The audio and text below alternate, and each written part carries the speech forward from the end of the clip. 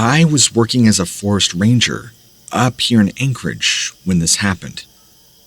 My job at the time was to patrol the remote areas of the park, make sure nobody ever lit fires they weren't supposed to, or throw litter when they weren't supposed to. I was equipped with my own radio and rifle with me at all times, in case I had to deal with any squatters or crazy people who came in the woods looking to do bad things, or maybe camping out at night illegally when they weren't supposed to. It was just before midnight on a Friday evening. I had been patrolling an area called Barney Creek. I hadn't noticed anything unusual happening, so I wasn't expecting anything like that later that night. But then I found a deceased person, a skeleton. More on that in just a second. On my way back to my car is when I saw this body lying across the trail that I'd been walking on. At first, I thought it was maybe an animal. This is due to the condition that the body was in. But as I got closer and looked again, I realized it wasn't a bear corpse or any other animal. This is because there was no fur covering its flesh. It had obviously died for quite a while ago. After shining my flashlight around the area more thoroughly, with a sense of growing apprehension, tapping into whatever bravery might be needed, I slowly approached the remains, took out my camera before beginning to take pictures of the evidence. I was in no way prepared for what I saw when I moved much closer to take a look. The skull. It was pretty badly rotted, and there appeared to be a bullet hole right behind the left eye socket. Some brutal execution must have also happened, maybe even torture, judging by how bony and ripped out their chest area looked, without flesh, or what was left, covering up the ribcage. Whoever they were, somebody wanted them dead, and couldn't accept any opposition from whoever they were going after. This meant that whoever killed them was still around, and they'd be coming back. They could have been waiting out for me in the forest, possibly planning to take out their sick revenge on me. I had one mission: to get out of there as soon as possible and alert the authorities for backup.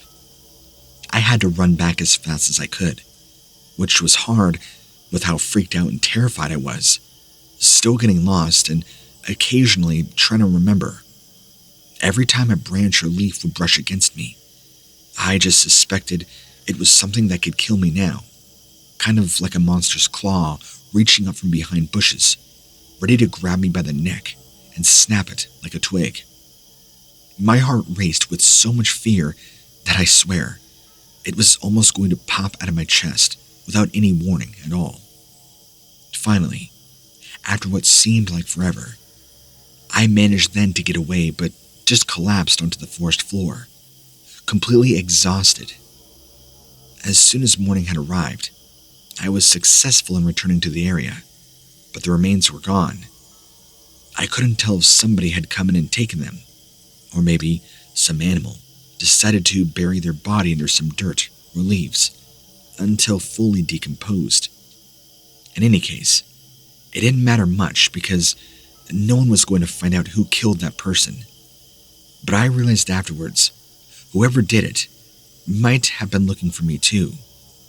It's best not to say anything about my experience now while I'm still working as a ranger.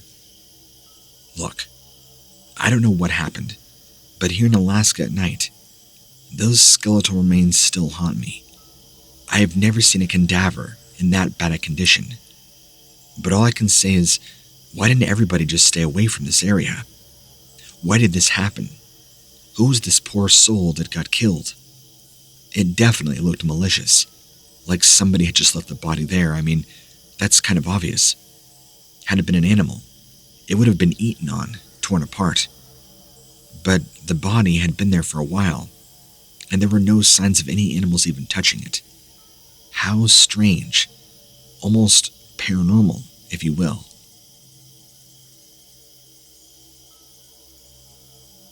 I am a 20-year veteran in the Forest Service. I've worked as a ranger now for 12 years in my time. and in all my time working for the government, I've never encountered anything out of the ordinary. That is, until my last station job as a ranger at Gooseberry Falls State Park in Minnesota. It was quite possibly one of the most terrifying experiences I've ever had while on duty, and certainly not something I'll ever forget. Well, to explain how it happened, we need to go back about 6 months. Before that incident, I had been planning on retiring. My son had just graduated college and was looking to move closer to Minneapolis. So, once he made the offer that he would work part-time with me while he looked for a full-time position, I decided to pass up retirement and stay on the job. By the way, I should make a note that this was all pre-COVID. I had heard rumors of management positions opening up in the area. So, after discussing it with him, we both agreed that he would come back home for around 6 months, while I waited for the opportunity to present itself. I was first introduced to Gooseberry Falls State Park during my orientation as a ranger there, and they took us out into the park at nighttime. It was an amazing sight, getting to see all these bright campfires down below from way above on top of the waterfalls. The rocks around the falls are very smooth and slippery due to years and years of erosion. You have to be careful if you want to climb down to view the falls at night. Our group had just finished our tour and was going to head back towards our cars when one of my coworkers, Tom, suggested that we climb down the falls. Just, for the sake of it. I agreed, and we should have known better. And so did a handful of others who were nearby. As soon as we began climbing down, I sensed something wasn't right. But being fearless, I pushed those feelings aside as nothing more than nerves. It started out easy. Everyone traveling downward in a single file behind each other, staying close and yet far enough apart for safety's sake. Then, around 3/4 of the way down, things began to get a bit more dangerous. Tom fell. I didn't see him do it, but I heard the commotion. One of my other coworkers had seen what had happened, yelling up to us that he needed help getting Tom back up the rocks. 2 guys rushed down to assist in whatever way they could, and while Tom was being helped back up, one of my female friends called out for help above him, saying she was slipping. It turns out that one part of the path she had been walking, had gave way underneath and sent her tumbling downward. While this may have been scary in and of itself, what happened next could only be described as something straight from a horror movie. We're all standing there in shock at what had just happened, when I heard the sound of movement. I looked up, and there, at the top of the ridge, was this figure with long dark hair, watching me. It was terrifying. It was in all black, and had these faint yellow glowing eyes. It was in that moment that I felt my entire body give way, as if I suddenly lost control. The next thing I knew, I too was falling down to the grounds below me. Everybody rushed over to help save me, and one guy managed to grab hold of my hand while another wrapped his arms around one leg, for whatever little good that did. They tried pulling me back up, but it was no use. I looked down below and I could see there were people trying to help my friend, though they weren't having much success. I knew then that we were all going to die right here on these rocks if somebody didn't do something fast. That's when I remember the park ranger telling us about one of the waterfalls in this area, called Lucifer Falls, which, for some reason, nobody had ever been able to find after climbing down to view it at night. It was said that once you get close enough, you could hear voices, supposedly spirits, whispering your name from below. Now, what is most troubling about this story is not so much what happened to me and my coworkers, but what happened with Tom and the female friend as they were being pulled back up to safety.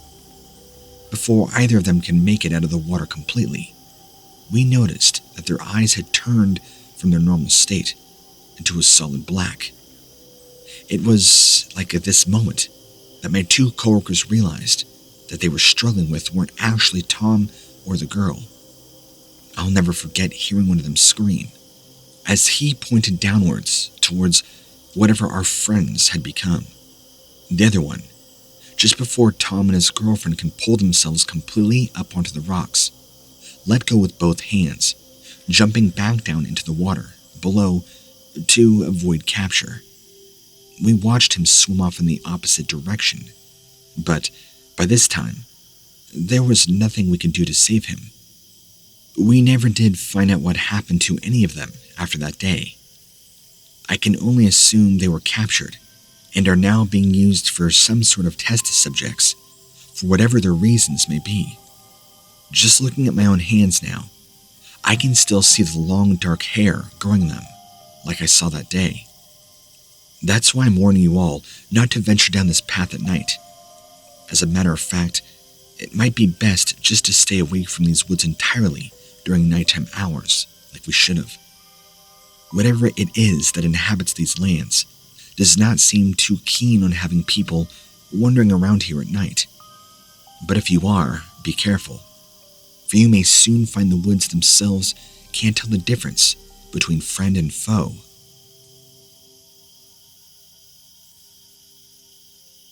I suppose it is expected that anybody who chooses to follow in the footsteps of Smokey the Bear would be possibly stuck in a few scary situations. That certainly was the case for me as I spent my nights working alongside park rangers on some of the most dangerous and terrifying trails in the States. It's not what one might think about being a ranger, though. We don't spend every day sitting around watching deer graze or children play in the playgrounds. Instead, what happens behind those locked gates is something more akin to horror movies than a picnic. If you manage to find your way through these wooded corridors without being eaten alive by some wild animal, or eaten after a bear, you could end up with some serious psychological damage. As my first summer as a ranger was coming to an end, I decided that I wanted to spend one last night in the woods alone. Not many rangers do that kind of thing anymore, but for me, it was sort of this cleansing ritual. My girlfriend had just broken up with me at the time, and I needed time to work through that emotional trauma. I knew there were other people who understood my pain. They would be likely willing to talk about the world ending when we got close enough in proximity. But every man needs his space from time to time, even if he is working with the confines of the law. To be honest, I wasn't really sure where to expect to be out there in the woods with no one else around. I had been alone quite a few times before, but never running into any real trouble.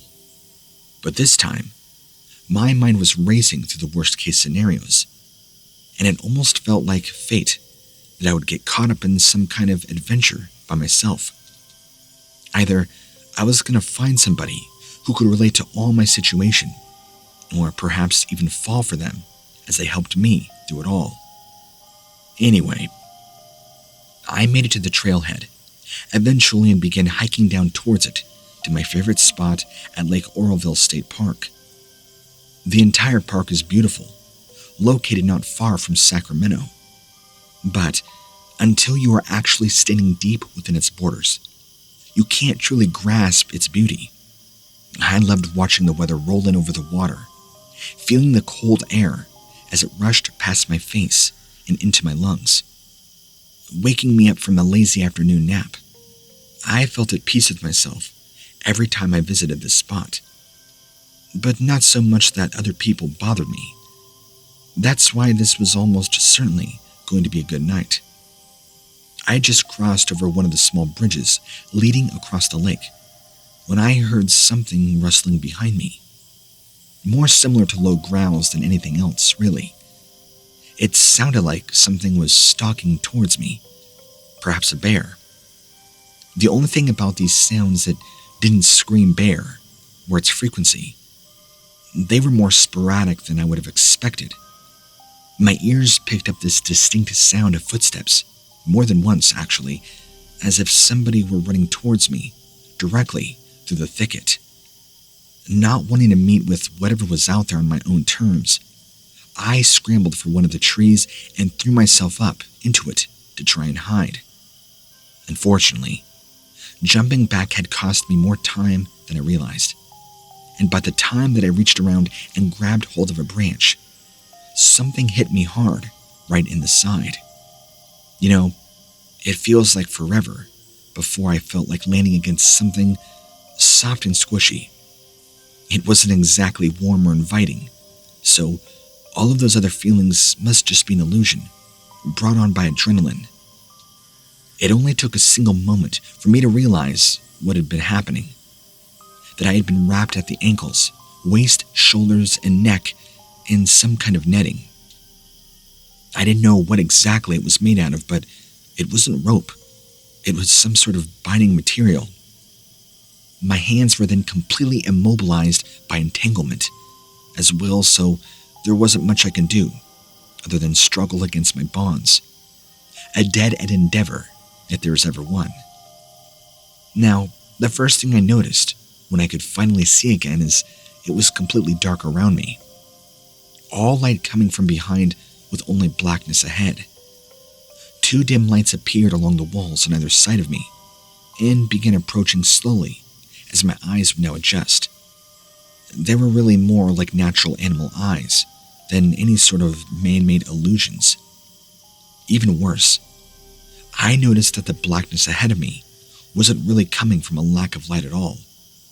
Instead, there appeared to be some kind of organic wall blocking at my view, spreading out across the room to each side. I had no idea how large this place was, but it must have been bigger than what I could see. One behind me and another in front of me. They made themselves known moments later. Footsteps. The noises were too far away for me to make out at first, but then I could hear they belonged to something, and more than 2. Now at this point, fear began gripping my heart as I lashed out against my binds once again, only to find they hadn't been loosened in the slightest, or so I thought. We'll get to that in a moment. I was hauled from my small prison by several sets of long clawed hands that dragged over what appeared to be some kind of altar. It wasn't much different from one of those sacrificial altars, appearing to be used in ancient times for rituals meant to appease unworldly beings who were said to lurk within the space between 2 worlds.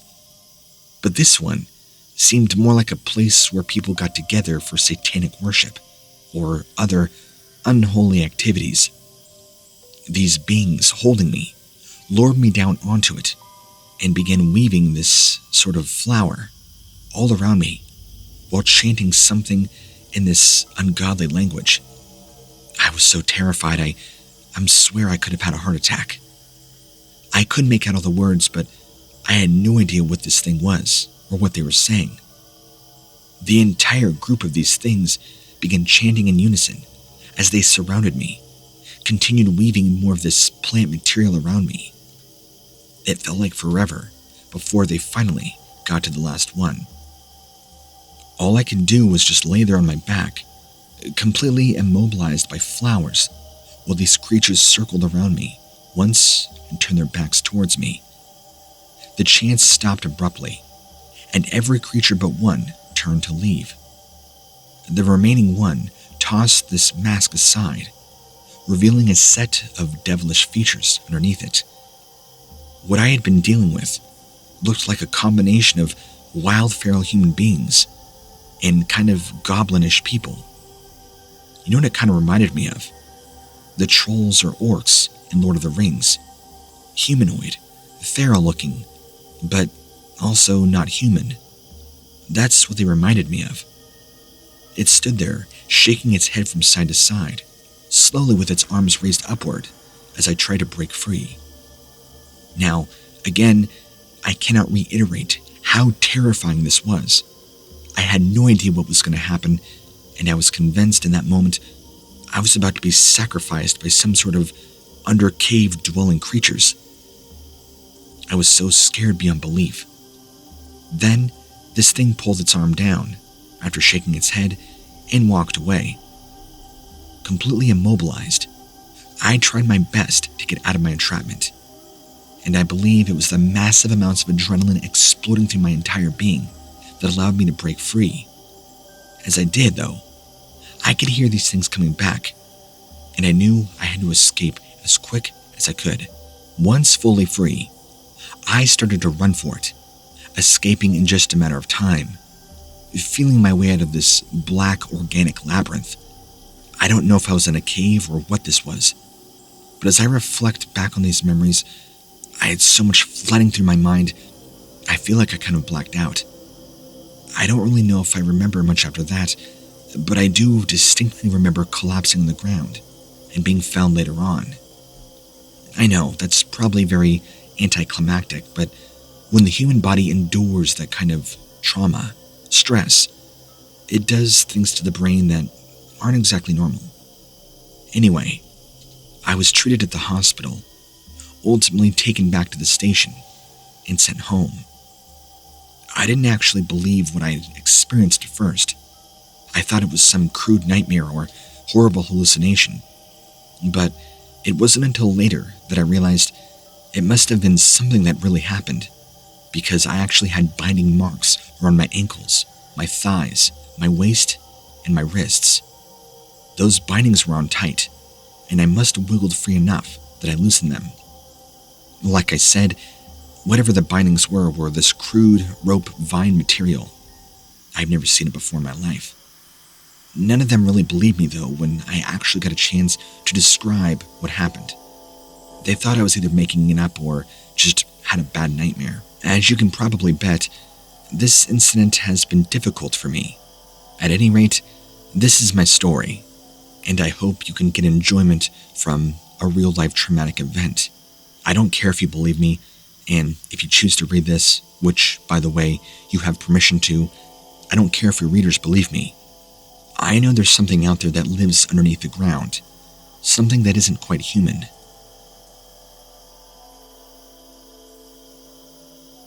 It was on a hot summer night that I was out in the dark woods with my neighbor, whom I'm pretty close with. He was like extended family, honestly. The fact that I didn't even know we were going until that night when I was sitting at home in front of my laptop, playing video games. My neighbor came over to see me, and he asked me if I wanted to go camping with him and his family. It had been a while since we last did anything together, so of course I said yes. It would have just given us an excuse not to go to school for a couple of days. This was in September, so school had just started back up, and the coldness of fall had not yet come, so it was perfect. The next day, his family and I gathered our camping gear. We're driving down a dark road with tall trees on either side of it. It was getting dark quickly, so we had to turn the lights on, and unfortunately, which means we would have had to set up in the dark. So we're driving for about an hour or two, but it felt like it took forever. My friend's dad turned left at an unmarked intersection, where there wasn't even a sign saying that this was the right turnoff. The road got bumpy and rocky as he drove over this very raw, unpaved road. That's when we came across a large clearing, because all I could see around me was trees and darkness, where we stopped at this makeshift campground. I say that because there was no clear indicated spot to set up a tent, a spigot, a bathroom, or anything. This was truly camping just out in the middle of nowhere. Perfect. Now, I need to say that it was pitch black out, and it had gotten really cold now that the sun had set.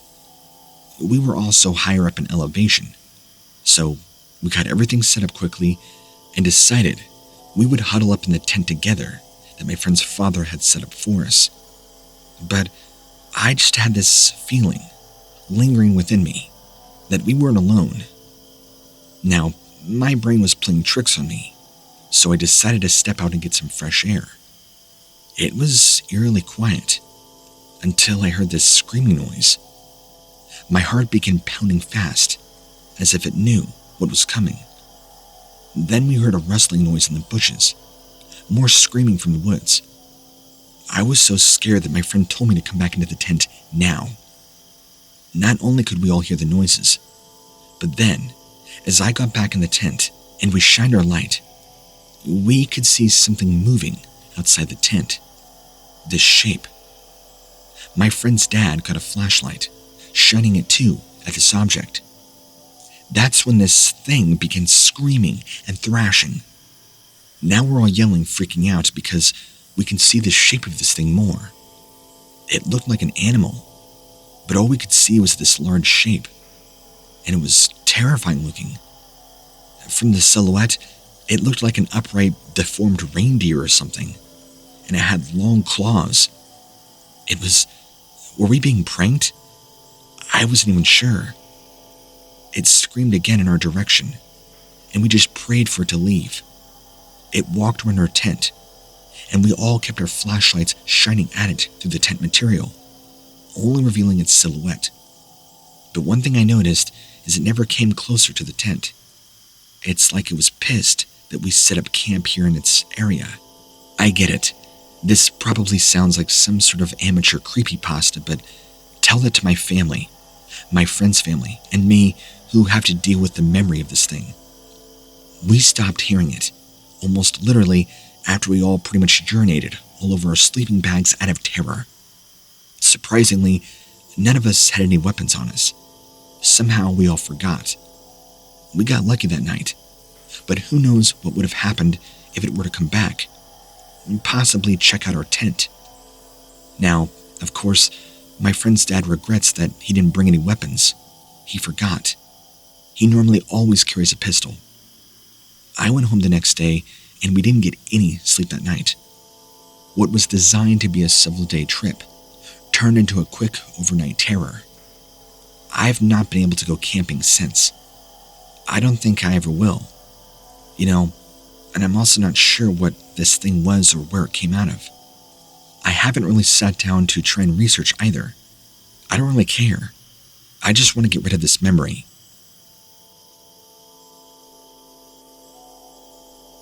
I had been working as a forest ranger for almost 5 years. A ranger's day could consist of anything from collecting firewood to tracking down missing hikers. And my day began like most. I would wake up early, walking into work, grabbing my binoculars. As I was about to drive out of the forest, I got a call. That day, I was given a new assignment. I met up with another colleague, a fellow ranger, and we went to the center of this area where somebody had been reporting hearing strange screaming coming from around a cave system nearby. My partner and me decided that I would be able to handle it by myself. He had other things to do, and this was just another run-of-the-mill investigation for me. After he left, I headed towards that area where there had been several unreported mouths to this cave system. Now, let me give you some information.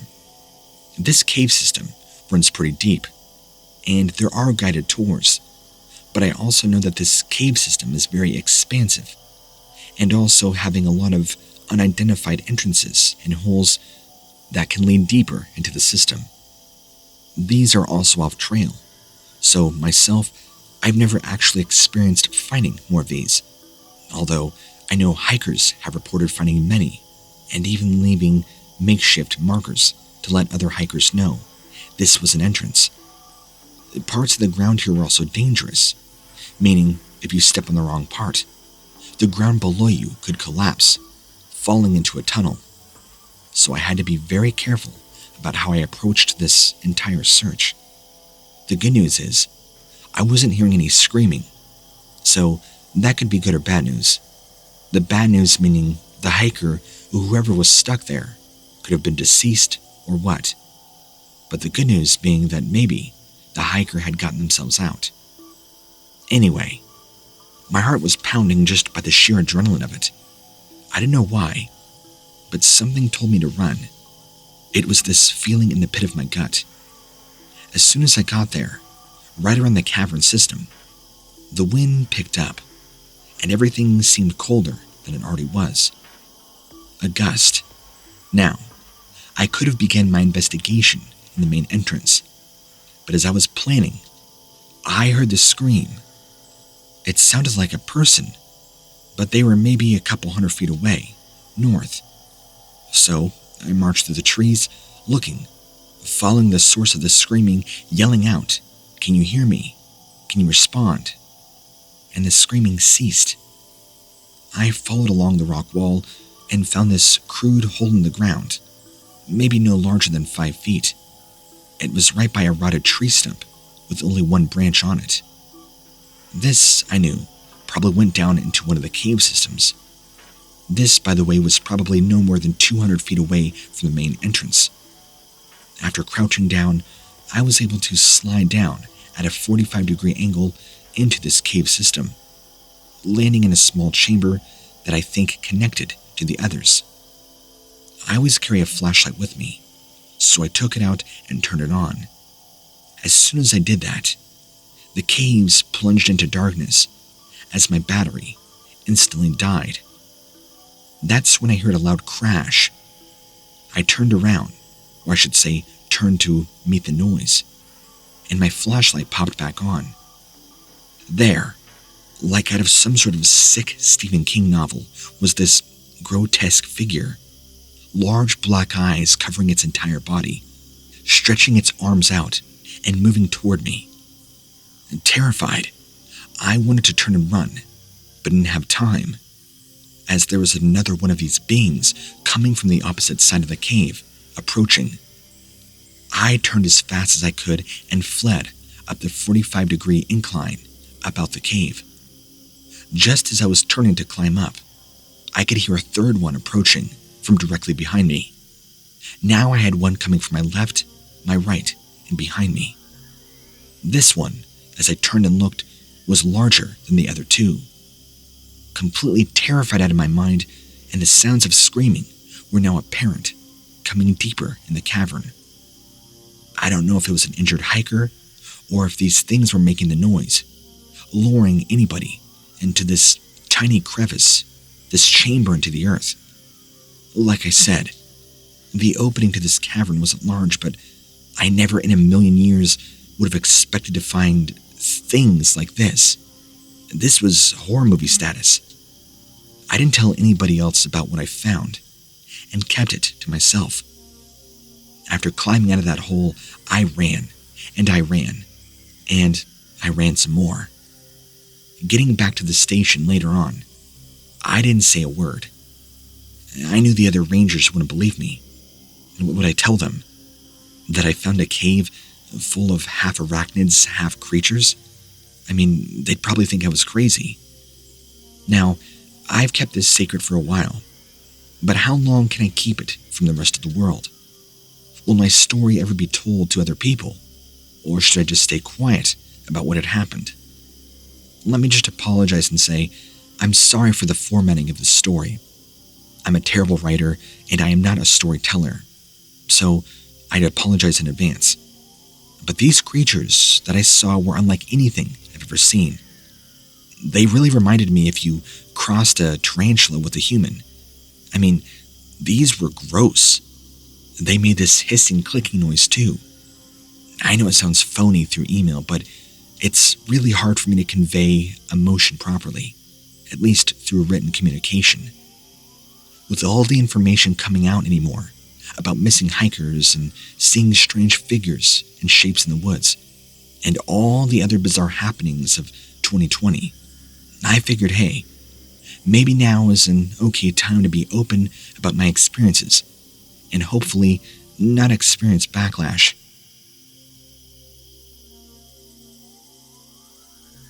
I was patrolling my usual forest trails at night. I've been a ranger for 8 years now, and nothing had ever scared me as much as this one experience that I encountered, well, what I think was a Bigfoot, doing my routine patrol on this night. It all started with me, walking along the same trail I do at night to do my rounds. Being Florida, it had rained earlier in the day, so everything was calm and peaceful, minus the puddles of mud here and there. The sun had set about an hour or two before, which meant it was exceptionally dark outside, although I was already used to this. The moon was barely out.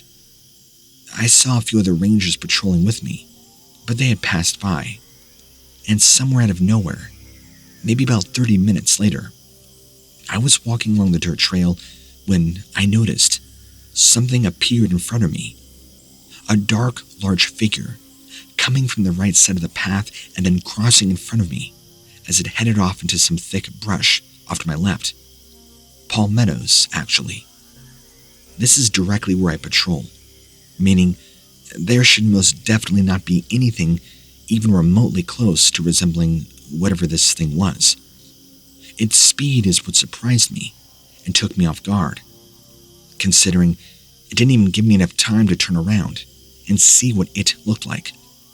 All I could make out was that it was jet black, very tall, and easily taller than I was. It moved quickly.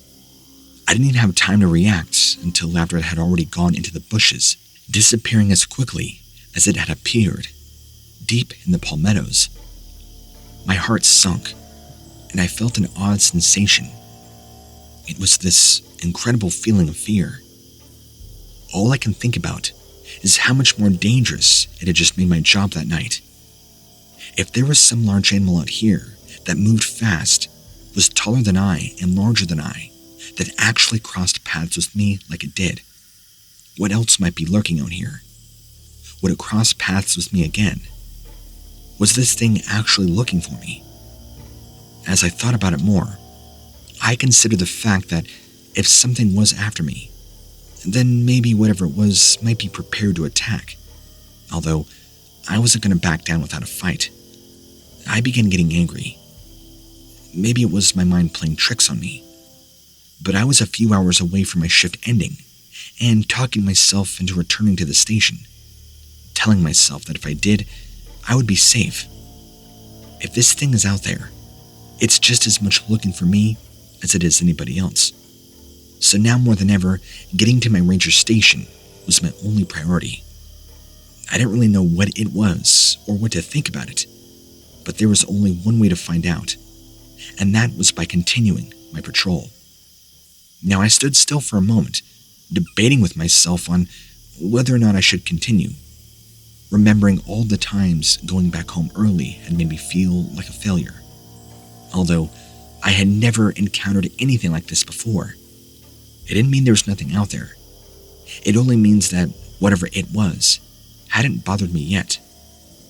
But now that it had crossed paths with me, I might be next on this list of things to kill. That would have made me sick. The rest of my story is pretty uneventful. Unfortunately, after this, not a lot happened. I didn't see the figure again, and as I look back on this event and reflect, I believe I encountered a skunk ape, a Bigfoot, native to the Florida Everglades. While it was probably harmless and didn't want to actually hurt or kill me, it was still completely terrifying. I still don't know if this creature was real or not, but that didn't matter, regardless of what it actually is. I'm convinced that whatever it was, it wanted to hurt me, or so I had convinced myself, and still wonder. I honestly don't know how to explain what had happened to me. I believe I saw some sort of Native American entity. I was working as a ranger for the city of Austin, Texas. I just had one left of our reserve campsites when a very strange thing occurred. This was about 10:30 at night. I was driving my four-wheel drive pickup truck on a dirt road that led back to the entrance of the park. The area is a wooded hillside spanning 200 acres and contains a very large number of wildlife. So, being nighttime and how many animals are nocturnal, I was watching out for signs of their movement on either side of me.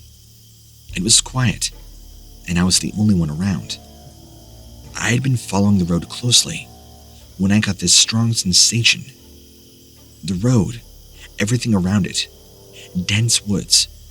I looked up just as a deer ran out in front of my truck, directly in my path.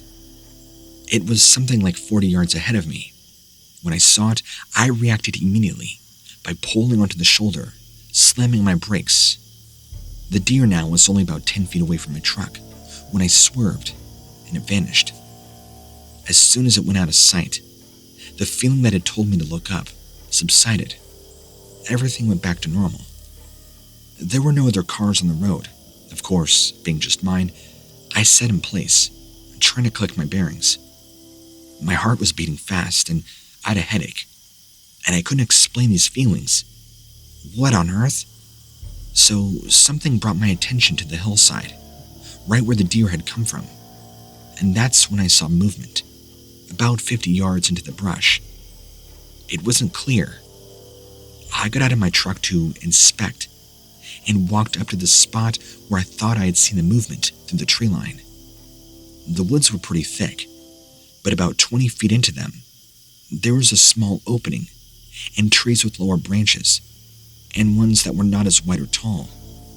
They almost kind of formed a natural corridor that maybe, I'd say, 50 yards opened up to the hillside before becoming obscured by the other trees and foliage. The ground sloped slightly upward, many leaves. I called out with my flashlight, thinking, why would there be somebody out here? It didn't make any sense. Thinking maybe I was just seeing things, or it might be another deer. There was no answer, and that was it. I assumed it was just my own paranoia. Now, I didn't hear anything move past me, so I decided to inspect further, because why not? Calling out loudly, I knew, at least I'm pretty sure, I saw movement. And again, there should be no reason at all why anybody should be this far out here late at night. The movement I saw was more like a person, not a deer. At least I'm sure of it. So I kind of very shortly walked up the hillside, never hearing a sound. I decided finally that okay, enough is enough. I'm going to leave and head back to my truck. As soon as I got in, I realized there was something wrong. Something strange and paranormal, if you will. As soon as I got back in my truck is when I saw it. Coming out of the woods ahead of me, slightly up from where the deer emerged, is what I can only unmistakably describe as an apparition. It was this glowing, translucent being, but unmistakably a spirit. It shimmered, seeming to be faint but nearly transparent. It came closer to my truck and appeared as if it were getting bigger, but also darker and more solid at the same time. It was this light grayish color and then would grow darker in color, kind of pulsating. It just walked right past the front of my truck, with no fear or concern about my presence whatsoever. It just walked by like nothing was there, with some kind of purposeful stride, without having so much as even a look of curiosity. And then, right there in my view, it just vanished, fading into obscurity. Not wasting a second, I flew my vehicle out of there, and my only mission in that moment was to go, go, go, go. Before this, I thought ghosts were a joke. I had never been a believer in the paranormal, or what many refer to as the spirit realm. But after this, that changed my mind. And I'll never forget what I saw, but it wasn't until the following morning when I really kind of fully mentally processed what I saw. Surprisingly, because I didn't sleep that much. But a thought occurred to me, and I realized what had really happened. What I saw looked like a stereotypical image of a native. Long hair, down to its shoulders. Feathers, a headdress actually. My professional theory is that somebody, a Native American, has gone through this road many times before in their lifetime, and they're simply showing me something that happened here at some point along the way. Maybe they stumbled upon these woods at night, and for whatever reason, they were killed on spot by first contact European settlers, who probably had no qualms about killing anybody different than them, including women and children. I do not believe this entity or spirit to have been malicious. It didn't come off as that. It was just something that happened to them in their lifetime. This spirit was merely doing whatever some non-physical thing does when in the process of trying to relive what happened. It's a possibility that this spot is where these people might have killed or injured in an altercation. Maybe they were stuck between this world and the next. I don't know. Maybe they've seen my truck hundreds of times out here late at night over the years, and now I'm able to pick up on whatever it happens to come through here. Who knows? Anyway, that's my experience with the paranormal. Hopefully, it will be my last.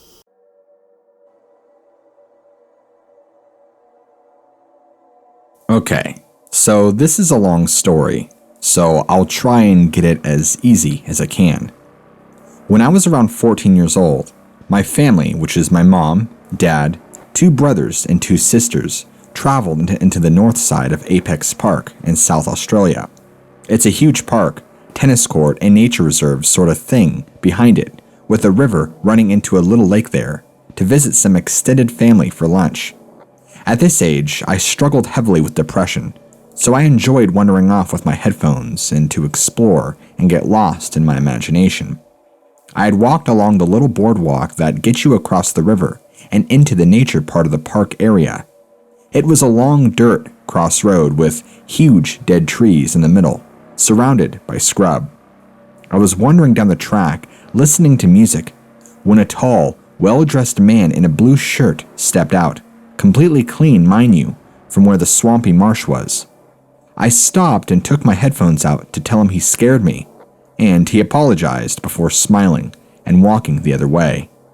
I thought nothing of it at first, but was kind of suspicious of how clean he was. I continued down the path till I got to a bridge and a water plant. I figured if it went too far, I'd be out of reach for my family, and that guy was still at the back of my mind, so I turned around and began to go back towards my parents. Because of the dirt, I was at an angle so I could see ahead before whatever was ahead could see me. Standing in front of the dead crossroads tree was the guy in the blue shirt talking to a really dirty-looking short guy and pointing in my direction.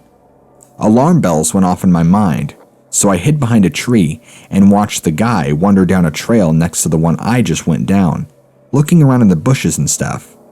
I scanned the area for the original guy, but he was just gone, like nowhere to be seen. So I ducked around the tree and hunched as I ran past the trail opening and sped walking to the dead tree. I stood there for a second, scanning again for the guy, but I couldn't see him. There weren't even shoe prints in the mud at the base of the tree. The other side of the crossroads led to a little bit of scrub and then houses. The houses had huge 6 to 7 feet tall wooden fences, but the trees behind them were pretty. So instead of running back to my family like I should have, my dumbass wandered over about 5 feet away from the fence to take photos. This is where the crawler comes in. I'm not sure if it was this creature, but after excessive scouring of the internet, this is what matches most. Everything went silent. No bugs, no birds, no horses from the neighboring paddocks. Even the wind had stopped. Then I heard what sounded like a fly screen door opening and shutting, and then silence for about 10 seconds. I continued to take photos until I saw something pale gray move in the corner of my eye.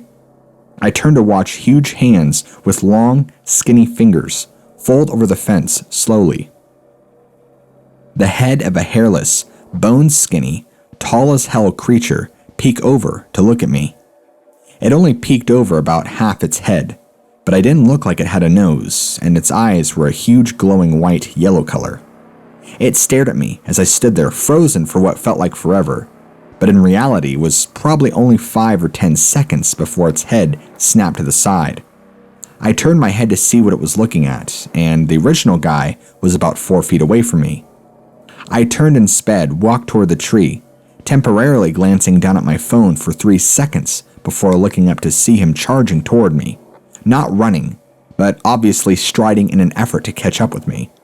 I stayed calm and sped walked across the boardwalk. I didn't run because he was bigger than me, and if I let on that, I knew, and started running, he would have caught me or pushed me into the lake. I only started sprinting when I could see my family and I heard him start to run behind me. After I got back to my family, my aunt told me that the guy had been circling us all since we got there and was watching me for at least 2 hours before it happened. To this day, I've never been able to explain what I saw or what it was. I just know that if I didn't or hadn't seen it, the guy walking toward me, I don't think I would have been able to get away. Basically, I was taking photos of the trees when I saw a gray, hairless creature with huge glowing eyes staring at me over a fence. It turned its head and alerted me to a guy that I'm 99% sure was trying to abduct me. My dog typically sleeps right around my arm. His head rests on my shoulder, so he is facing the window. When I sleep, the back of my head faces the window. Anyway, it was just nearing 5:30 a.m., and the dog wakes me up with extremely aggressive growling at the window. This growling I've only ever heard when he fights with other dogs. I was roused and I tried to coo him back to sleep. Within a couple of seconds, the growling turned into howls and barks. I looked outside the window and my heart rate shot through the roof. The property line from my house to my neighbors is 60 to 70 yards. I completed its state for track for the 100 open, 400, and 2 relays, so I can confirm this creature's speed was shocking. It covered the yard in no less than 3 seconds. Gray skin, long arms, almost down to its knees, an elongated face and anorexic-looking legs. It ran by swinging its arms like a buffoon, not a runner's form. After collecting myself, I burst into my dad's room. I startled him, but told him to get outside with me. We briskly got outside with handguns as I tried to explain what I saw. There were no footprints or marks, as white-tailed deer are frequently in our yard. I live in the San Francisco Bay Area, and there is a stretch of road between me and my girlfriend's house that goes through some ranches and a wooded area. My girlfriend and I were driving back towards my house around 10 p.m., and while I was rounding a corner near the beginning of the woods, I swerved as I saw what looked like a tall, skinny, pale person standing there by the side of the road and walking into the road. When I looked in my rear to see what it was, I couldn't see anything. But after I asked my girlfriend about it, she was clearly shaken and said that she saw it too. We decided to stop talking about it for the time being and continue to drive deeper into the woods back home. About 15 minutes down the road, we come across a fresh deer carcass on the side of the road, and while I noticed the deer carcass alone as I was focusing on the narrow road, my girlfriend swears she saw the same figure bent over the carcass. I drove by that carcass for weeks after when I went back to her house. We've both seen a lot of weird stuff on that small stretch of road, including more on that specific drive, but nothing else that I think would have been a crawler. I'm not sure where it would have come from. No caves I'm aware of or around, or if it was more than one out there. But I know to always be aware of what else is on that road with me late at night.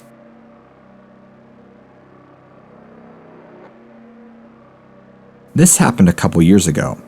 I'm posting this now because I only just found out that anything called a crawler exists.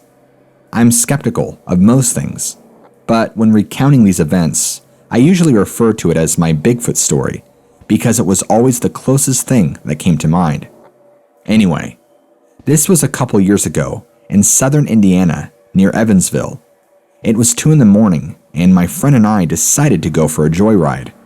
This would have been in the fall, so maybe near September or October. I can pin the date to the time of year because I live around a bunch of fields and the corn stalks were very high. I'd say approaching 10 feet. We were just driving around when I decided to turn on this old country road because it led to the local animal shelter. I had never seen the shelter before, and I wanted to see what it looked like. Yes, this is the kind of stuff I do on joyrides. Both me and my friend were completely sober. The road ended up being much longer and roundabout than I anticipated, and we basically drove through a bunch of farmland. We were listening to music, and I was driving pretty slow. We got to a long road surrounded by corn stalks when I heard my friend yell out, "Holy shit!" I put on my brakes and asked him what was up, and he looked over to my left. I'll describe what I saw as well as I can. Hovering above the top of stalks was the top half of a very, very thin body. I remember it had wide shoulders and what appeared to be in the moonlight to be long, swooshy haircut. Kind of like an emo haircut, I guess. It seemed very loose, long arms, an odd-shaped head and neck, and very pale in the moonlight. Both me and my friend were freaked out, and I knew it was not a scarecrow. The huge farms around here don't have those anyway, or a person. The stalks were not too much taller.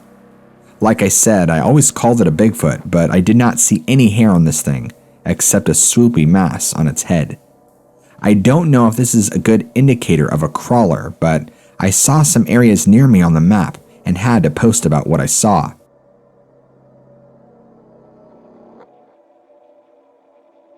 Near my apartments, only about a block away, there's about 90 acres of wood trails and what I call the secret quarries. In my town, we have large quarries that are used as the swimming hole, basically. Because of the location of the area in my story, the quarries and woods near my house are relatively unknown and very much so secluded from people, but is common knowledge of those who live nearby. This last summer, I spent most of my days after working and tanning with my dog and dipping into those quarries. The woods there have always had a chaotic, uncomfortable energy, but as soon as you got off the path to the quarries, you'd immediately feel comfortable again, but never enough to actually swim full on. One day, I'm relaxing with my dog and I noticed that the woods went very, very quiet. Me being me, aka paranoid, the first thing I did was grab for my knife, because something was off. I tried rationalizing the silence and was telling myself somebody is probably just walking on the trails, and it spooked all the woodland creatures, no big deal. Keep in mind, my sandals are off and my feet are in the water.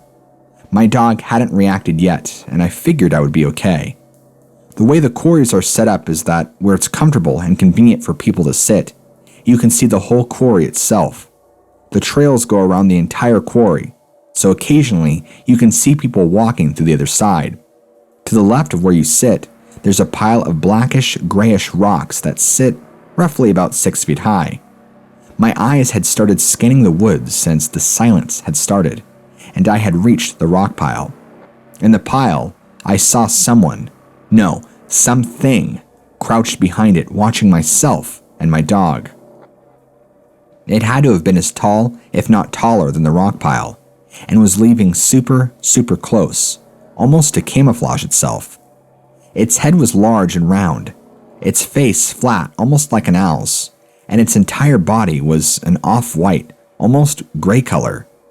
It had what looked like huge round eyes, but the skin around its eyes were actually black, and its eyes were smaller than said circle and beady.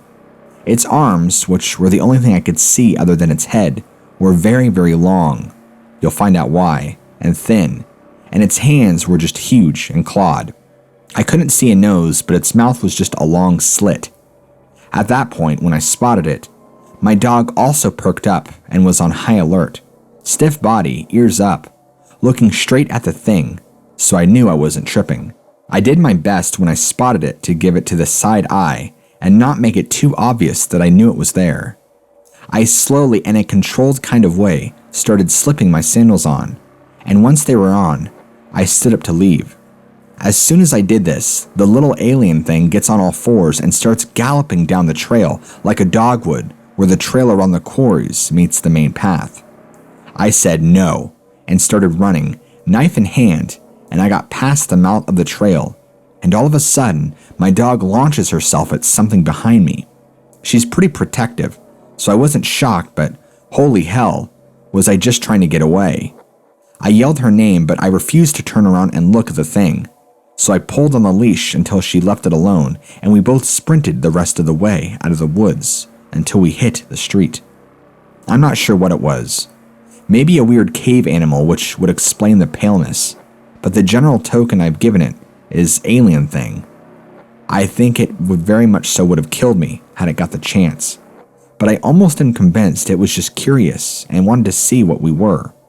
Those woods would have had plenty of cult action, and I found concrete structures almost like pillars and things with pentagrams on them, so I don't go deep into the woods ever, but since that day, I've barely gone and won't go alone.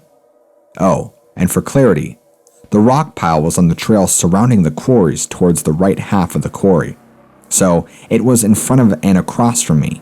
I mistakenly said to the left. So the trail from the sitting area on the quarries connects to the main trail for a T or a Y. My dog was on a leash and I hit a sprint to the right onto the main trail, and I'm assuming the thing jumped out behind us at the same time. She lunged left, her leash pulled because I was running the opposite direction, so she was forced to leave it alone, and it happened so fast that I didn't have time to look back because I'm running the entire time this is happening, so it was probably less than 2 to 3 seconds.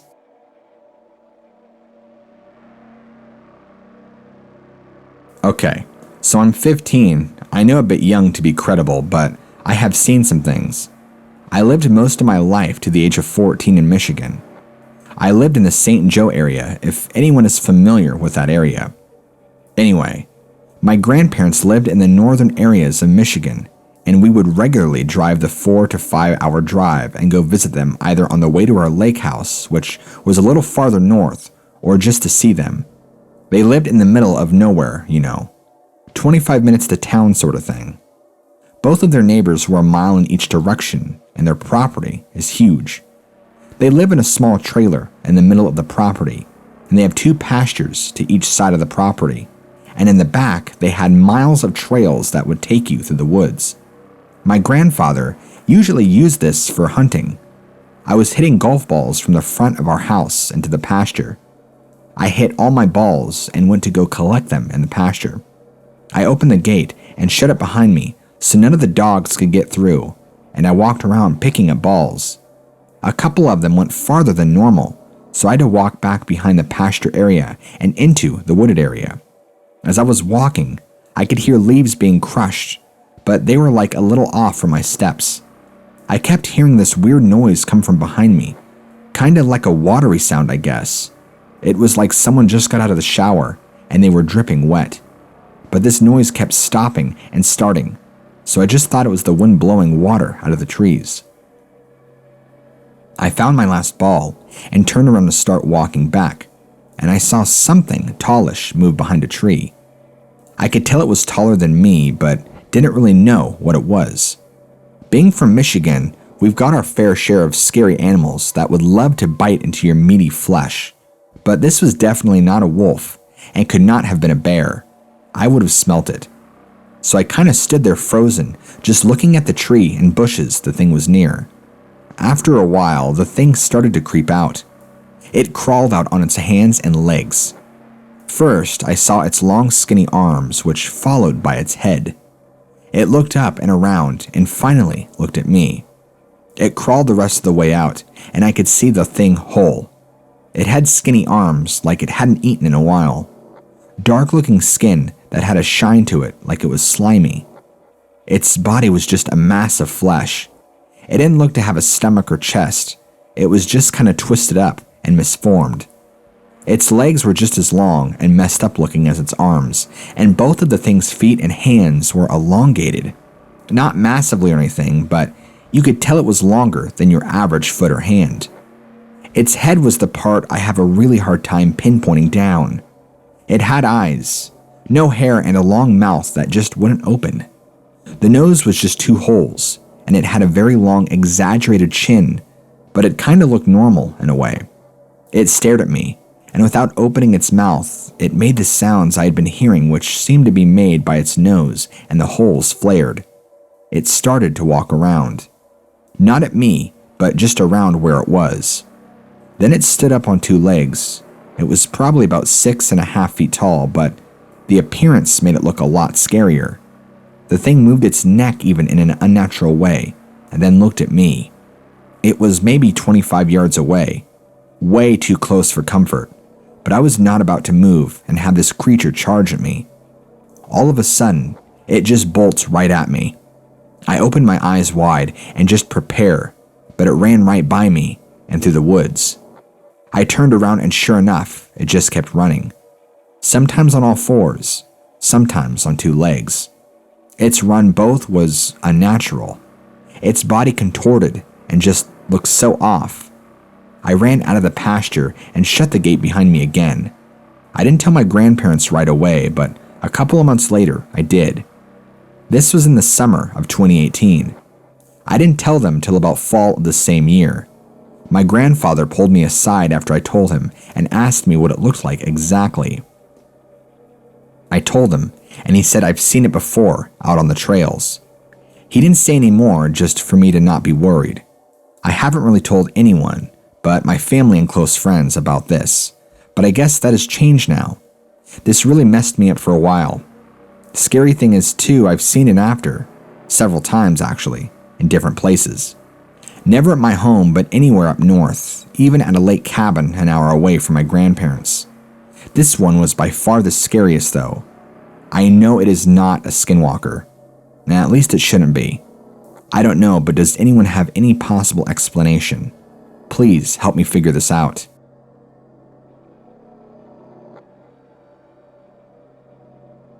This happened about a month ago, but I shared this video on Facebook that had pictures of skinwalkers and likewise creatures and had some funny music in the background. A friend of mine, I'll call him T, commented about how creepy they are and that he's never seen one but has read a bit about them. I told him about my experiences with some I've seen around the area, and he goes, "Don't tell me that." He lives not even 4 minutes away from me, and we laughed it off. Later that night, he ended up having a little get-together at his place with all of our friends, so I decided to join. After a couple of hours, some of our friends left, so there were less of us. Things were more quiet and calm. Eventually, we started talking about the video, and I went into more details of experiences I had and some that my brother had told me about as well. We started to get a little creeped out, so we just changed the subject. An hour goes by, and I decide to go outside in his backyard to smoke. I had been outside a few times that night for a smoke break, but never by myself. This time, no one came with me, and thinking nothing of it. I just casually sat out there on the porch, playing on my phone. All of a sudden, I hear a loud bang sound. He had neighbors behind his house and on both sides. So I looked up at the fence that separated his yard from his neighbors. They lived behind him on a hill, so his backyard was kinda steep, and there were lots of bushes. It was hard to see anything, but the noise I heard seemed to have come from that way, so I looked up. I noticed one of the big bushes shaking around, which froze me in my chair. I thought, maybe it's an animal. But then it came out, crawling on all fours. Human-looking, but animalistic in a weird way. Its legs were long, and its skin was pale. It looked like a mix of a dog and an extremely anorexic person. It turned its head straight towards me and looked me dead in my face. I said out loud, "Nope," and put out my cigarette and ran straight for the back door. When I got inside, I locked it and everyone looked at me like, "What's wrong with you?" I had to tell them. The rest of the night, none of us went outside. If anyone smoked, we just stayed inside his garage. I was completely sober, and everyone that knew me could tell I was worried, so they believed me. We talked about how odd it was that exact day we had just been talking about skinwalkers, and then I happened to see one. But we all brushed it off, not wanting to kill the good mood. When I got home, I thought maybe I had imagined it, but it didn't really happen. A couple of days later, T hosted another get-together, and when we all got comfortable, he proceeds to tell us that the next day he went outside to see if he can find any evidence of the skinwalker, or whatever creature it was, being there, and he confirmed that one of the boards of the wooden fence above the exact bush I saw it come out of was busted. Broken, like an animal or something had knocked it out. He said he'd been up there multiple times the past few days before that night, doing yard work, and that it was never busted before, and that the neighbors on the other side don't own any dogs. Now, anytime T has people over, he never lets anyone go outside by themselves. I really think because I'm into witchcraft and I'm familiar with these beings, they like to show themselves to me. Because it's so odd that it only came out when I was out there alone, and it looked right at me.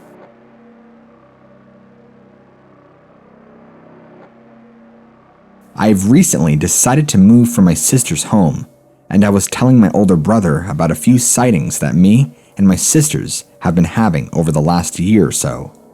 These were on multiple occasions and at random times of morning and night. He told me to look it up online since he's crazy into supernatural things, and he told me it might be a Dogman.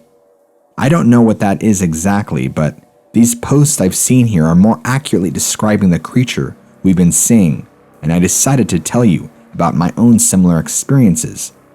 The first time I saw it, I was looking out of the front door. I always check outside before I take the dogs out because we live in a kind of town-home community, and people have all types of vicious dogs unleashed, and I never want to have an encounter with any of them. Our front door is all frosted, except the center, which is the only part you can see out of, and it's shaped like a rose. I took a look outside and caught sight of a doggish-shaped kind of creature, but without my glasses on, I just thought it was a dog. And to be sure of this, ta-da, I put my glasses on and cracked the door to get a better look. The only way I can ever describe this creature to anyone is that it was very spiny and it was hunched on all fours. It looked exactly like a human pretending to be a dog from behind, like it walked kind of funny on its legs. I slammed the door and turned around to yell for my sister's attention so she could also see what I was seeing. But when I looked back outside, it was gone. Vanished like it was never even there. And this area is heavily wooded across from our townhouse, so I figured maybe it was a dog and I was just super sleepy and hallucinated everything about it. This is Georgia. I've lived here my whole life, and the weirdest thing I've seen was a drunk man trying to ride a dog like a horse. I talked to my eldest sister the next day about it, and her reaction was, "Yeah, what the heck is that thing anyway? I've been seeing it a few times when I pull in from work. The other night my headlights flashed on it, and it ran into the woods." She later called it a creepy white dog, but admitted that she'll sit and wait in the car for a bit before coming in, just to make sure that it's gone. She even called me once and asked me to unlock the door so she can make a run for it. Some of our relatives have said that it's just a dog and we shouldn't worry about it. Now, you guys don't have to do this, but if you were to get down on all fours, raise your back a little bit, and walk across the floor just like that. That's what it was doing when I saw it. Every step it took, it looked, well, like a human pretending to be a dog. It was just so white though, and pale. We've never seen its face though. I'm a little too scared to wonder what it looks like.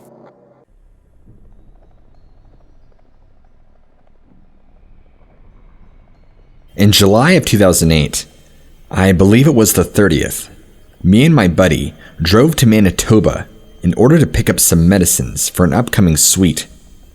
So we get to west of Portage la Prairie, and my buddy pulls into a gas station because he has to use the bathroom. I begin to doze off when all of a sudden, I feel two cold and bony hands wrap around my throat.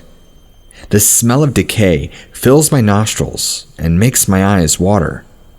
I have been hunting quite a lot, and I have of course stumbled upon animal carcasses rotting. But that is a smell I would readily prefer over the smell that this creature emitted. I can't move my head as I try to see what is on top of me. I can feel tears starting to run down my face as black dots started to dance in front of my eyes. Bang, bang, bang! I look over at the window of the truck and see my buddy smashing his hands against the window. He looks petrified and keeps screaming a word over and over, but I can't hear what it was over the ringing in my ears. I read his lips and my blood runs cold. He is screaming the word, Wendigo. I think back to when I was a little kid and I had stayed out past sundown on a bitter winter evening. My father was waiting outside.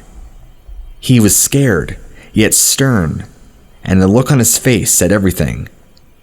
You better get inside the house, boy. There are man-eaters in these woods. For years, I pester him over and over about what he was talking about, and that's when he finally tells me about the Wendigo. the ravenous spirits that look to possess weak-willed or starving people. They are cannibals born from the harsh circumstances of the great winters that have occurred. I remember my father said all you need to do is blow a puff of air at it, and if you are of pure and strong intentions, then it vanishes in search of its next meal. However, if you are greedy and a weak-willed person, it will possess you and make you into one of them. You will constantly crave meat, but only the flesh of man will satiate your hunger. But that relief is only a few moments. Then you will be on the hunt for your next meal, walking around the woods with a constant void in your stomach and a craving stuck in your mind. I turned slightly towards the beast and a puff of breath in its direction. All of a sudden, the horrid smell of decay vanishes and the hands disappear. I feel this overwhelming urge to vomit creep up in my throat, but I restrain myself. My buddy hops into the truck. We are both silent as we drive on. Our breaths are the only sound to break up the silence. We drive around for 10 minutes before my buddy exclaims loudly.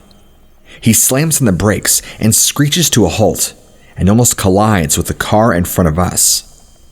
The car turns around, and when we see what is causing the sudden blockage in traffic, a Greyhound bus is pulled over to the side, and a bunch of shaken-looking people are standing beside it. Their gazes can only be described as a 1,000-yard stare. Our CMP cruisers surrounded the bus. The red and blue lights dance on our windows. My buddy turns around, swearing at the inconvenience, and we drive back to a shady hotel we had passed earlier. The whole way there, I am sitting motionlessly. A sense of dread is ever present in my gut as we arrive at the hotel. We check in and start putting our stuff down when my buddy turns on the news. It's a pretty crappy TV, but soon enough, we see breaking news flash across the screen, and I stop what I'm doing. The news reporter looks shaken as she rattles off. One adult male is confirmed to be dead in what is being called a frenzied knife attack. We are getting multiple reports of the suspect consuming parts of the male body. The police have not commented any further. I look over to my buddy, and he has gone ashen white. He looks over at me and says in a withdrawn voice, "I guess the Wendigo needed to be fed." The victim was Tim McLean.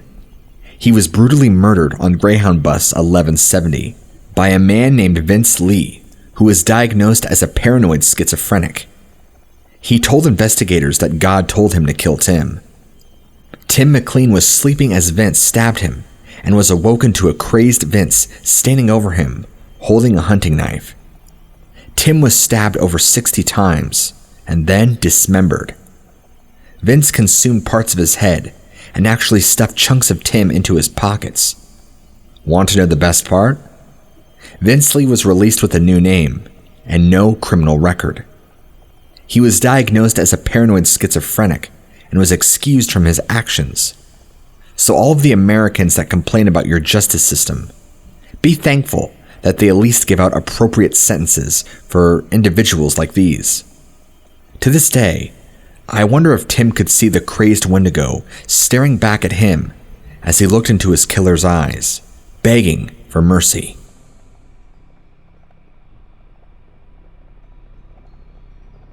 I don't know whether this story will be scary to anybody reading this or not, but those I've told it to think it is interesting enough for them to repeat this story to others. I am a 17-year-old male, currently living in Hawaii. Lucky me. But as a child, I was raised in a Christian home in a rural part of Nevada.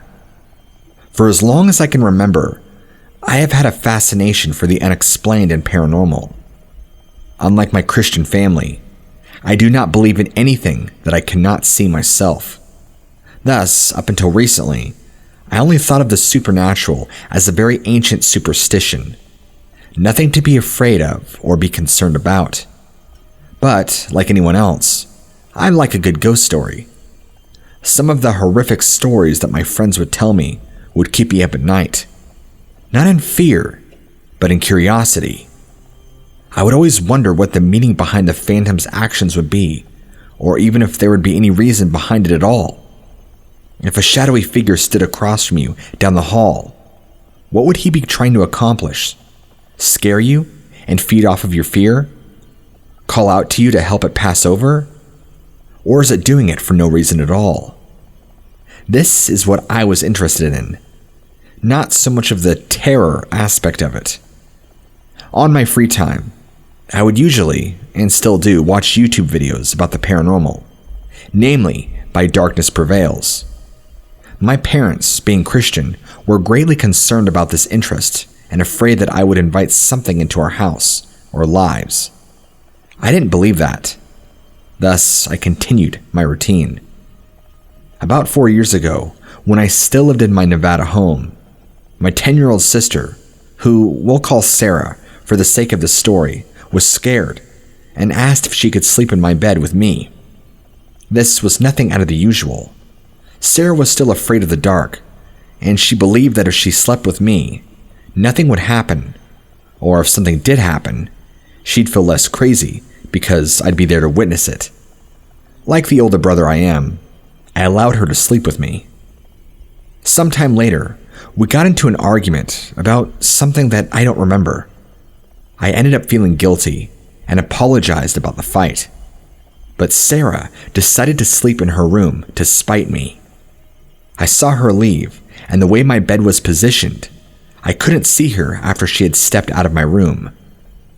10 seconds after she left, she sprinted back to my room, looking pale as a ghost, leapt onto my bed, hid herself under my sheets, and latched onto me with the grip I had never felt before.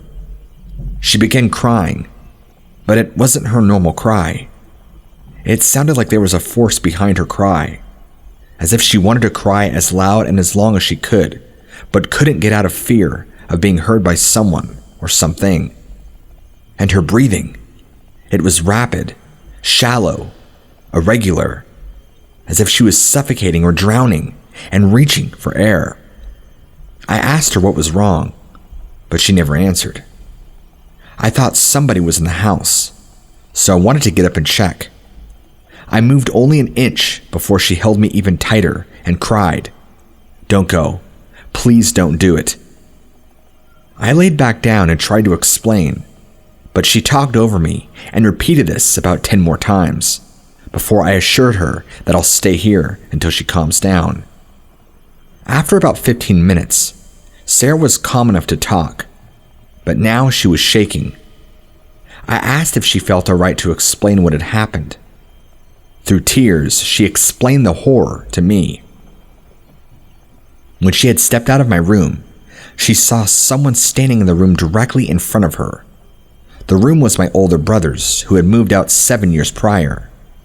Sarah and I had always seen things inside that room through the corner of our eyes, whether it be day or night, but when we looked through, nothing would be there. The figure looked like my father, and it stood just enough inside the doorway for her to see its figure. It even appeared to have his exact clothes on. Its body was facing her. Its head was facing 90 degrees to her left, away from her. Once she had seen it, she realized that my father was at work, driving a semi-truck to Boise, Idaho for one of his regular runs. No other males besides me lived out there. When she had realized these things, the figure slowly turned its head toward my sister, and while doing so, changed from my father's appearance into what she thinks was its own appearance. In Sarah's words, its hair was frizzy and had black and red streaks. Its eyes were glowing red. It had no nose. Its skin was palish blue, and you could see the veins, which were tar black, but were extremely tall and slender, with long bony arms reaching past its knees. His fingers had thick, long, and sharp nails that were stained with a black substance. It wasn't dripping off of his nails. It was like crusted on. It stood there, extremely straight and stiff, and just stared at me. It didn't say anything or make a sound, and filled me with this almost paralyzing fear. Seeing this, she wanted to run to my parents' room down the hall, but she feared that she might not make it before this thing caught her. So she looked quickly behind her to see if my door was still open so she can dash into my room. When she looked back, the figure was 2 feet closer to her, still retaining the same posture and unwavering stare. As soon as she saw this, she turned and bolted into my room. To her, these few steps into my room seemed in what felt like a mile. She felt it get closer and closer, each and every step that she took. But right as she stepped foot in my room, she felt it stop, but she never looked back to check. Then she launched herself onto my bed and hid herself, latching onto me. Once she had finished, I wanted to believe that this was true and see for myself, but somehow I knew that it wouldn't be there now. I thought about telling our parents about this, but who would believe it? I knew they wouldn't. No parent ever does or wants to when this sort of thing happens. You just had a nightmare, they'd say, or it was just your imagination. Thinking about their responses got me doubting in Sarah's story, but the utter terror and exhausted look that my sister had made me dismay my own doubts. Eventually, we decided to tell our parents. I went first, of course, with her tightly hanging on behind me. When I left my room, I didn't see the figure, which I knew was going to happen, and made me feel relieved and bummed at the same time. Upon reaching our parents' room and telling them about it, they said the exact things I predicted. My sister, once hearing their response, snapped and began yelling through sobs to them. What was I thinking? I should have never told you. You never would have believed unless you saw what I saw. I thought by telling you, you would comfort me, but instead you're sweeping it under the rug and telling me that I'm crazy. Sarah is a sweet and respectful girl. She never raised her voice at our parents, even if she wanted to. So this caught our parents' attention and fully woke them up. They realized through this outburst, my account of the event, that this was indeed true. My mom called the pastor. It was then 12:51 a.m. to come and bless the house. The pastor came and prayed, burned incense and other rituals to cleanse our house. I didn't believe any of this worked, but it made my sister feel a little more at ease, so that made me feel better. My parents and Sarah never told anyone of this, still believing it could be some imagination, and I only told a few close friends when they would sleep over.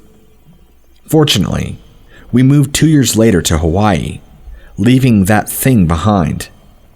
Although other things, such as bowls falling out of the cabinets by themselves, or random but ghastly screams have happened, nothing ever occurred, before or after, that was as serious as this. After this event, I wanted to know what my sister saw, so I searched online for what it could be. I thought that it could be a Wendigo, a rake, or Skinwalker. But all of those things would have killed my sister, and probably all of us, if it was any of those things. If you think you know what this could be, please tell me, and thank you for hearing my story.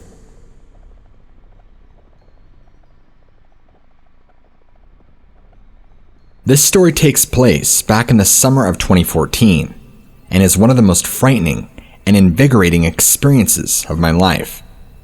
I've always been an avid outdoorsman, and have always loved the woods and camping, and really anything that involved being deep in nature.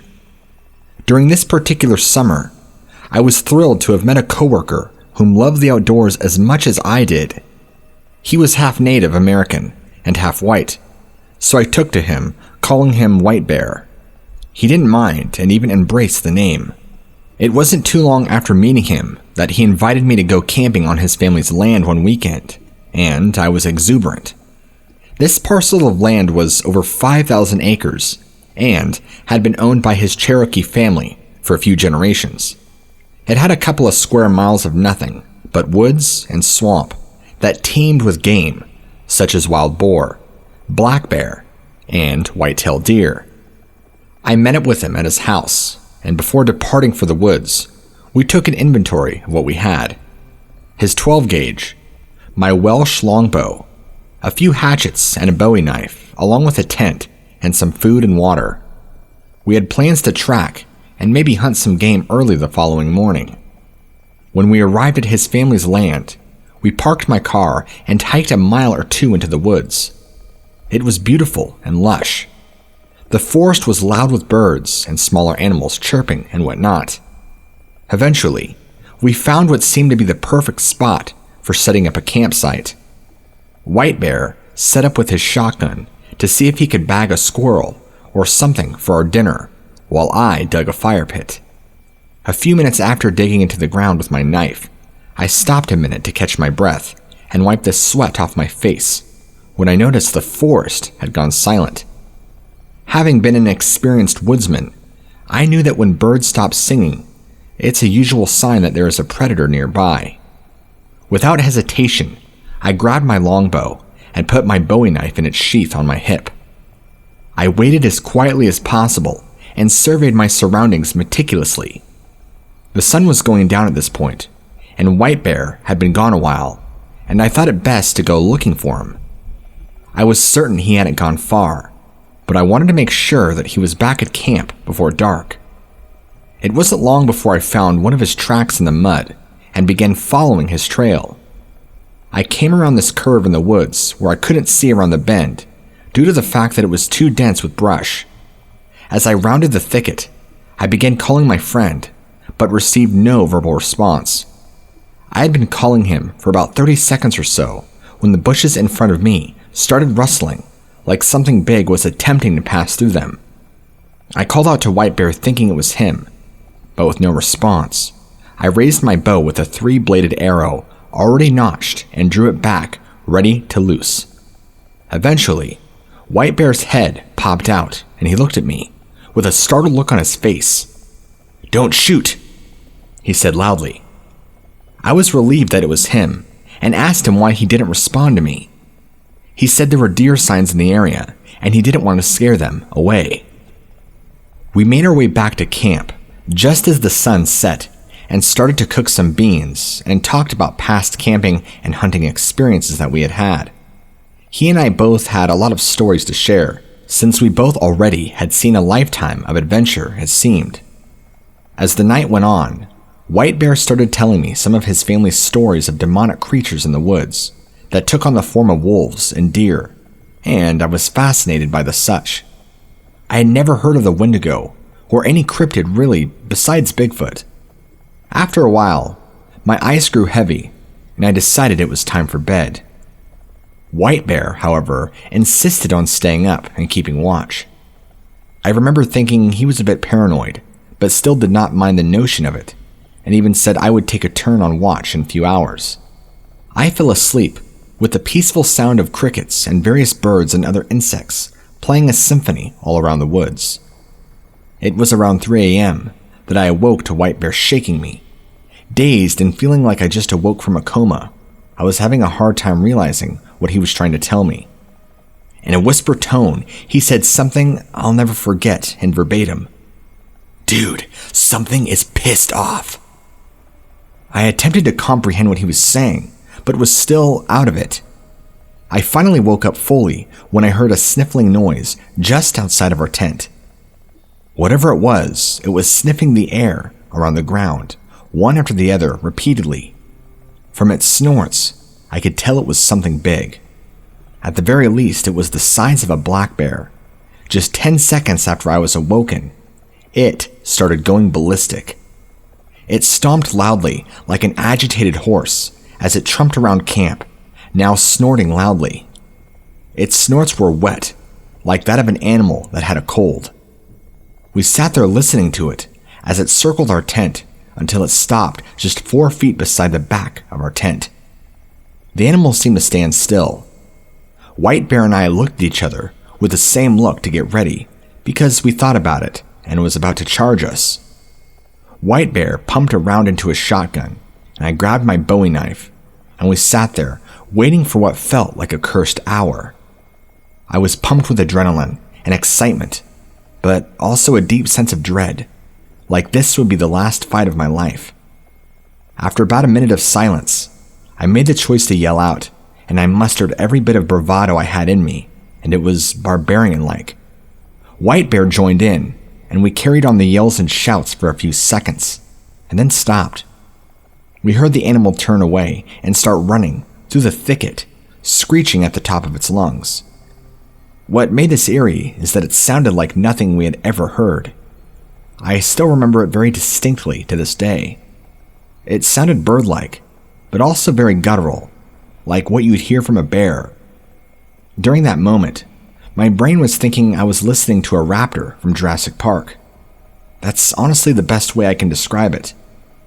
We were both frozen in terror as we listened to it crash through the woods as it screeched into the night. It took us a few minutes to compose ourselves, but once we did, we grabbed our weapons and a flashlight and looked around camp. Nothing was out of place, and we really couldn't see much of our surroundings due to the forest being so thick that the moonlight wasn't any help. We crawled back into our tent and sat up talking about what had just happened. Again, we were both experienced woodsmen, and White Bear was a seasoned hunter, and he said he had never heard anything like that, like what we had just did. We pondered the possibility of it being a large wild boar, and that was certainly possible, but that wouldn't explain the screeches that it made. Not to mention, wild boar in this area are very timid and avoid humans like a forest fire. There was also the fact of how it sniffed the ground, and then the air. That behavior is very bear-like, but black bears don't stomp like that. Its movement was more akin to a horse. I also mentioned how the animal crashed through the woods as it fled, with as little grace as possible. It sounded far too large to be a deer, and the deer are very shy of humans here, because this land gets hunted on all year round. We did manage to fall back asleep after a while, and awoke just as the sun was rising. With the morning sun highlighting our campsite, we looked around the area for tracks. We found everything from deer tracks to raccoon prints, and our campsite looked like it had been ransacked. Our food bag had been tied up 12 feet in a small pine tree the night before, but was now on the ground and scattered. The mud and dirt around us had all been disturbed, but we can find no other tracks. After breakfast that morning, White Bear and I went on a morning hunt before leaving that was uneventful. Fast forward to a month later, and Dad was over at White Bear's house, preparing for an afternoon of shooting on his land. He was really eager to show me a picture on his computer that his uncle's game camera had taken just a few days prior. He opened the image, and I could see it had been taken during the day. At first glance, it looked like a brown smudge of mud on the camera lens that was taking up about 60% of the picture. He pointed out to me that was looking at was brown fur. He explained a few details of the camera's location, and a slight chill went up my spine. The game camera was at least 5 feet up this tree, which meant that the animal that the fur belonged to was very big. To think we were in the woods with something of that size was eerie. Thinking back on it now, I remember the stark silence on the woods, as if there was a large predator around when White Bear woke me up. To this day, I'm not certain of what we encountered. It could very likely been a bear, or a deer, or a wild boar, or it could have been something else. I still will never forget the shrieks and the screeches that it let out, nor the sound of it sniffing the air. This was perhaps my most memorable camping trip. Since then, if I go to that area of the woods, I've got my trusted 30-30 level action rifle with me. I live on the Kentucky-Tennessee border. My house is in Tennessee, and our backyard is half fenced off and half wooded, and continues to a collapsed barbed wire fence that separates the states. I like to go exploring out there. During the summer, everything is in a shadow of green, and in the winter, the blanket of snow is incredibly peaceful. I assume the land belongs to a farmer, because there are crop fields not far off. After you pass the collapsed fence, I keep going another 10 or so, maybe 20 yards, until I hit a small clearing in the trees. I don't go too far out, because I don't want to risk getting shot by some crazy redneck. As an added defense against possible hunters, I always go out in my bright red jacket. I like to go out and explore the terrain. There are many sinkholes and fallen trees to explore.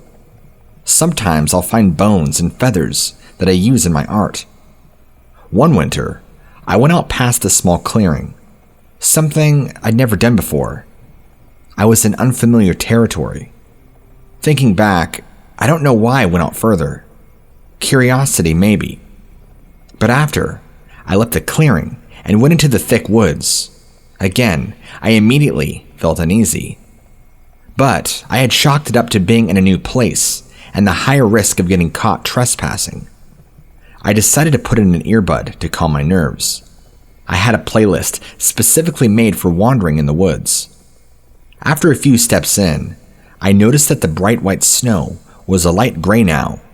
The trees, even with no leaves, were closer together than the ones near my house. So much so that they were making it darker than usual. And for some reason, I determined that turning up my volume would make me feel better. The exploration song from the Caroline movie was playing. Fitting, I know. When the song ended, there was a second of silence before the next song started. In that second, I heard a distant scream. Thinking I'd been found by the owner of the property, I pulled my headphones out. I looked around to try and spot the source of the noise, but everything was quiet, except for the slight buzz from the music out of the earbuds. I began to back up and turn to continue my exploration, but when I was completely around, I heard the scream again. But it wasn't distant this time. It was loud.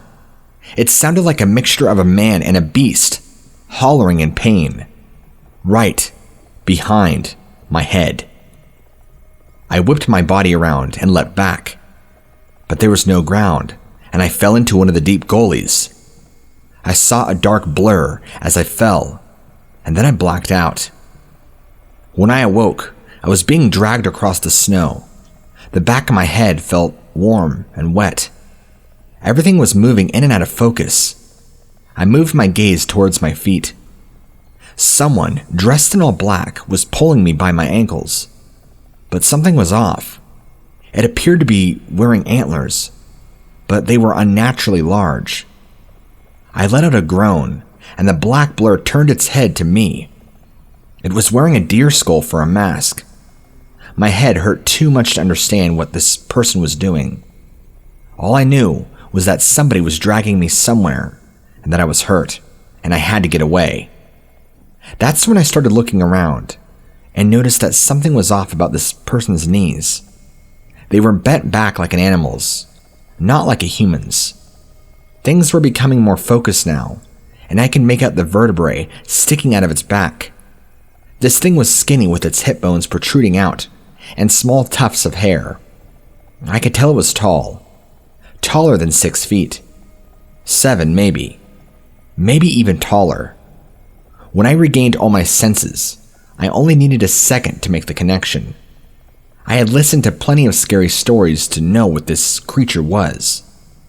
Now, I'm not a screamer. Anything that makes normal people scream makes me laugh, for I'm just quiet. But I screamed. I screamed like a banshee on crack, which I think surprised the beast, because he dropped my leg and retreated, screaming itself. I never ran so fast in my life. The cold air was burning my lungs. I was looking at the sky. The sun was setting. I changed my course, knowing if I ran south, I'd eventually hit a road or houses, something away from these woods. I could hear it scream once more, and it made me run faster. When I got out of the woods, I had ended up in a soccer field behind an elementary school down the road from my house. I collapsed on the ground, trying to catch my breath. My heart stopped when I heard my phone ringing in my pocket. It was my mother, calling to make sure that I was okay. The dogs were barking like crazy because they heard the faint scream from the woods. My mom thought it might have been a wild cat. I broke down crying, telling her to please come get me. She tried to comfort me by saying it was just some crazy redneck serial killer, but part of her knew what I saw wasn't a nut job in the woods. I ended up getting 6 stitches in the back of my head from the fall. It's been 2 years since I've gone back to the woods, and we're finally moving